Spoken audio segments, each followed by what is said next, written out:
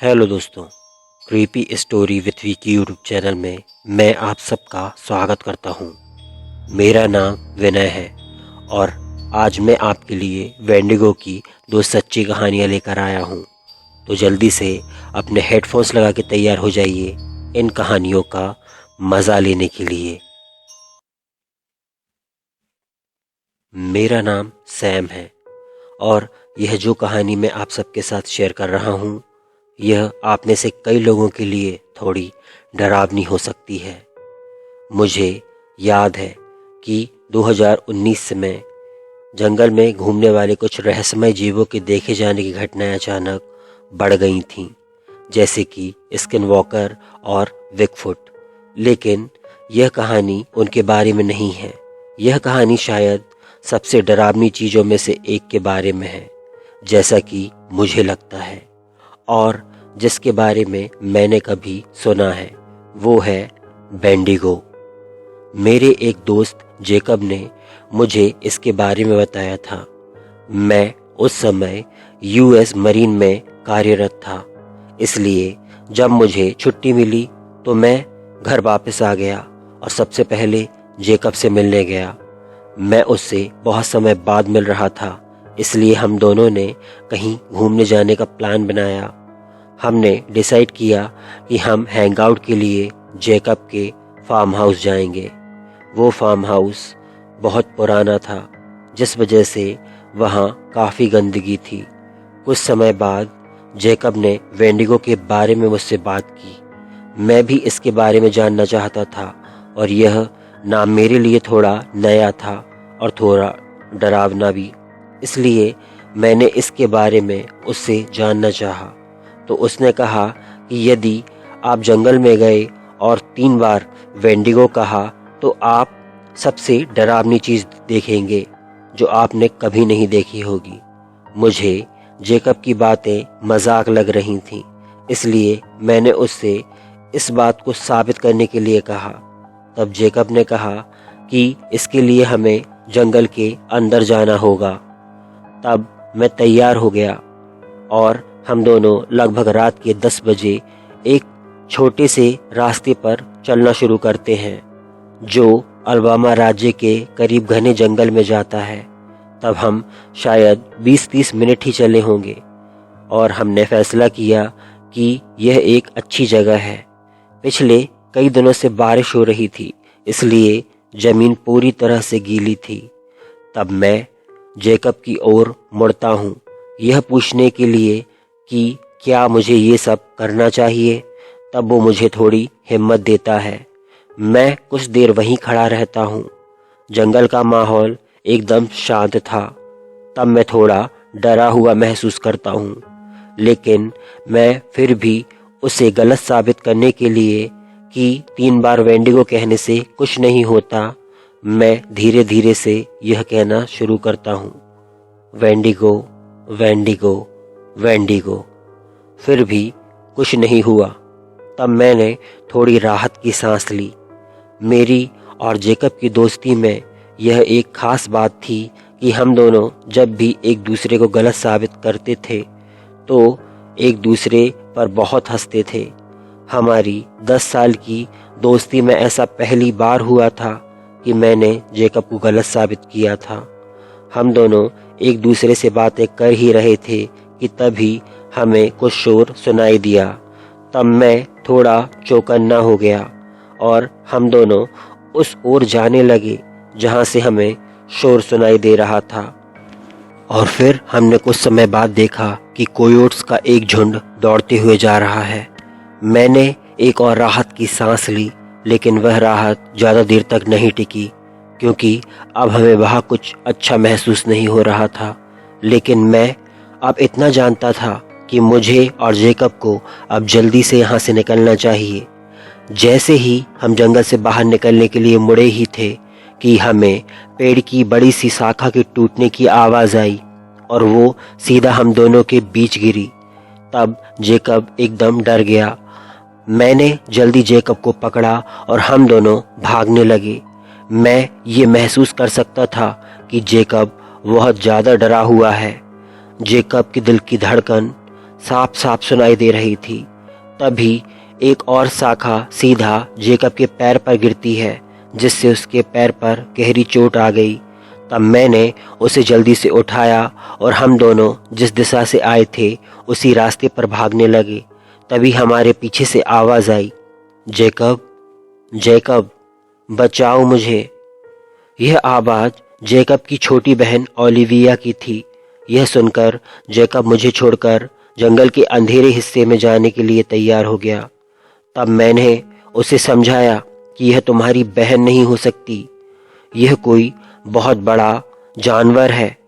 मैं उसे इतना समझा ही रहा था कि मैंने देखा एक पेड़ सीधा हमारे ऊपर गिरने लगता है और हम दोनों वहाँ से भाग जाते हैं। अब हम दोनों बहुत ज़्यादा घबरा जाते हैं।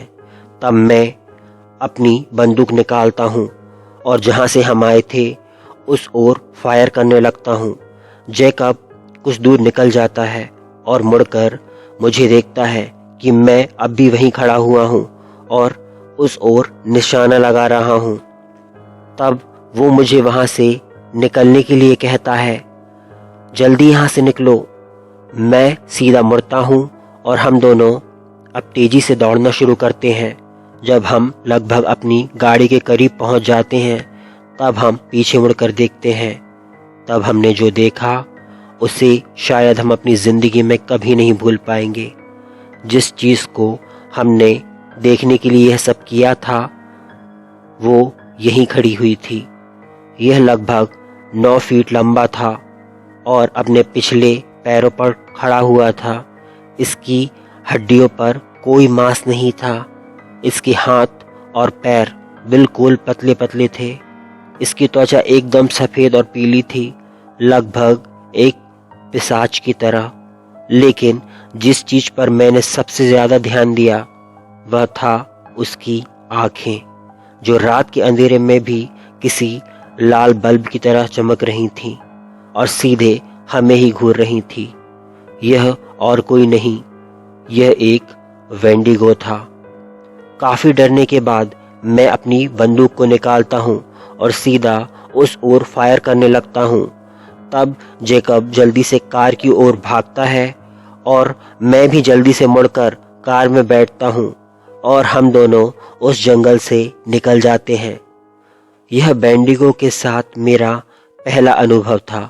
मैं प्रार्थना करता हूँ कि ज़िंदगी में दोबारा ऐसा अनुभव मुझे फिर ना मिले। मेरा नाम रोजर है। यह घटना मेरे साथ तब हुई जब मैं और मेरी पत्नी जेसिका, हम दोनों ने वाशिंगटन के सबसे उत्तरी इलाके के घने जंगल में कैंपिंग करने का प्लान बनाया। मेरी पत्नी थोड़ी अंधविश्वासी है, इसलिए उसने कहा कि हमें पूरी तैयारी के साथ जाना चाहिए। इसलिए मैंने चाकू और अपनी 12 गेज की बंदूक और कुछ धारदार हथियार अपने साथ रख लिए थे।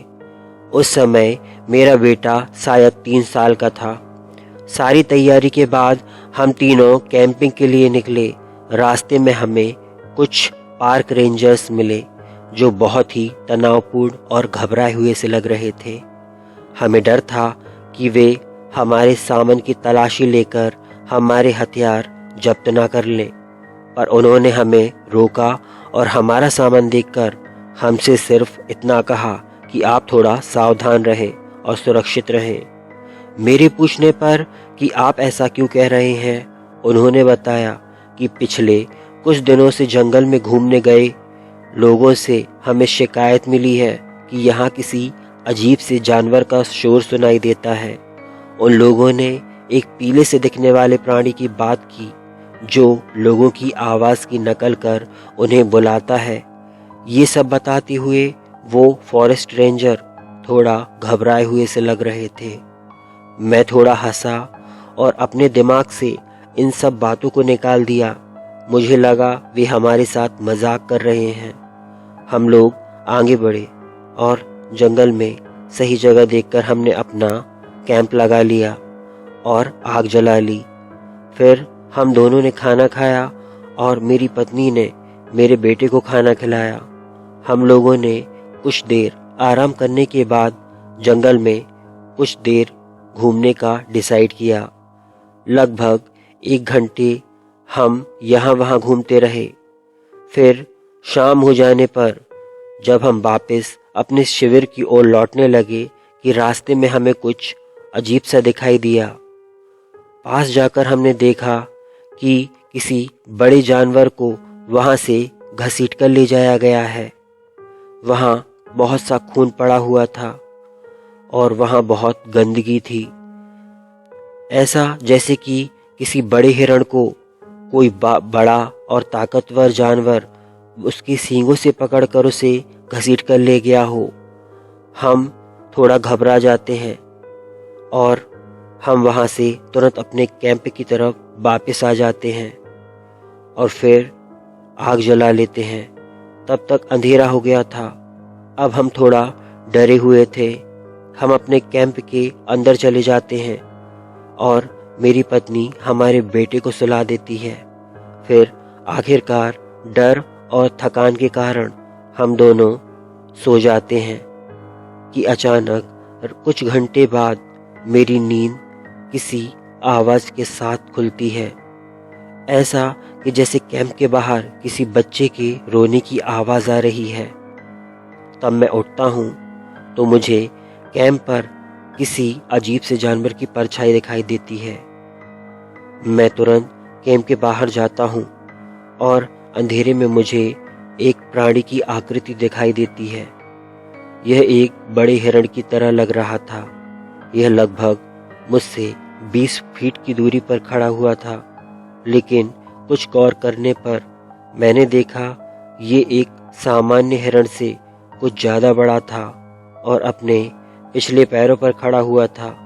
यह लगभग 8 या 9 फीट का था और इसके हाथ भी बहुत ज़्यादा लंबे थे और सबसे ज़्यादा भयानक इसकी आंखें थीं, जो रात के अंधेरे में भी लाल रोशनी की तरह चमक रही थीं। तब मैं थोड़ा घबरा गया और अपनी बंदूक से 2 शॉट उस पर फायर कर दिए। यह सुर सुनकर मेरी पत्नी तुरंत जाग गई। तब मैंने उसे प्राणी के बारे में बताया और मैंने देखा कि मेरे द्वारा चलाई गई दोनों गोलियों का उस पर कोई असर नहीं हुआ था। वह अब भी वहाँ पहले की तरह खड़ा हुआ था। मैं और मेरी पत्नी यह सब देखकर बहुत ज़्यादा डर जाते हैं। वो अभी भी मुझे अपनी लाल आंखों से घूर रहा था। एक भयानक भय मुझ पर छा गया था, जैसे कि वो जानता हो कि मैं अपनी जगह से हिल नहीं पा रहा हूँ। डर के मारे मेरा हाल बहुत बुरा हो चुका था। मैं मन ही मन सोच रहा था कि आज शायद हम दोनों का आखिरी दिन है। तभी यह सब देखकर मेरी पत्नी कैंप से बाहर आ जाती है और यह सब देखकर वो प्राणी वहाँ से भाग निकलता है। भागने से पहले वो कुछ फुसफुसाता हुआ वहाँ से जाता है। मैं ठीक से तो नहीं बता सकता कि वो क्या कह रहा था, लेकिन जहाँ तक मैंने सुना वो शायद कह रहा था मुझे और बच्चे चाहिए। तभी मेरी पत्नी चिल्लाती है और मुझसे कहती है कि हमारा बेटा कहाँ है। हमारा बेटा टेंट से गायब था। हम दोनों ने उसे टेंट के आसपास बहुत ढूंढा, पर वो हमें कहीं नहीं मिला। रात होने की वजह से हम दोनों कैंप से ज़्यादा दूर भी नहीं जा सकते थे। सुबह होने पर हम दोनों ने तुरंत भागकर फॉरेस्ट रेंजर के शिविर में पहुंचे और उन्हें सब कुछ बताया और कहा कि हमारा बेटा अब लापता है। तब उन फॉरेस्ट रेंजर ने हमारी बातों पर बिल्कुल भी शक नहीं किया, जैसे वो जानते थे कि हमने उन्हें जो बताया है वो बिल्कुल सच है। तब तुरंत उन्होंने 2 सर्च ग्रुप बनाए और हमारे बेटे को तलाशना शुरू कर दिया। वहाँ मौजूद 2 रेंजर आपस में कुछ बात कर रहे थे।